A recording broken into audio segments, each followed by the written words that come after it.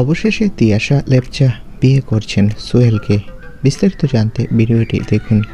Lazy মেয়েটা এবার গড় বাঁধতে চলেছে নিজের ভালোবাসার সঙ্গে। দিদি নাম্বার ওয়ানের মঞ্চে দাঁড়িয়ে হাসতে হাসতে বলেছিলেন তিয়াশা, জলটাও কেউ খাইয়ে দিলে ভালো হতো। আর তখনই রচনা বন্দ্যোপাধ্যায় মজা করে বললেন, যে এসেছে সব জেনে এসেছে। তখন কেউ বুঝতে পারেনি এই মজা একদিন সত্যি হয়ে উঠবে। হ্যাঁ, ঠিকই ধরেছেন। ছোট পর্দার জনপ্রিয় অভিনেত্রী তিয়াশা লেপচা এবার বিয়ে করছেন সোহেল দত্তকে।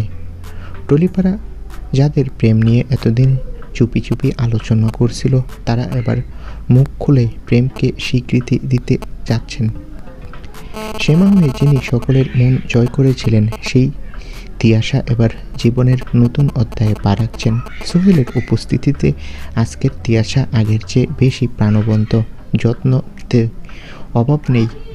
যারা প্রতিদিন নানা কটাক্ষ করতেন, তাদের মুখ বন্ধ করে দিয়ে এবার নতুন জীবনের পথে হাঁটছেন তিয়াশা।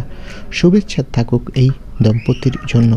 তো বন্ধুরা, তোমরা কে কে খুশি তিয়াশা আর সোহেল দত্ত এবার বাস্তব জীবনে গড় বাঁধবে বলে? কমেন্ট করে তোমাদের মতামতটি জানিয়ে দাও। ভিডিওটি ভালো লাগলে একটি লাইক দেবে। ধন্যবাদ।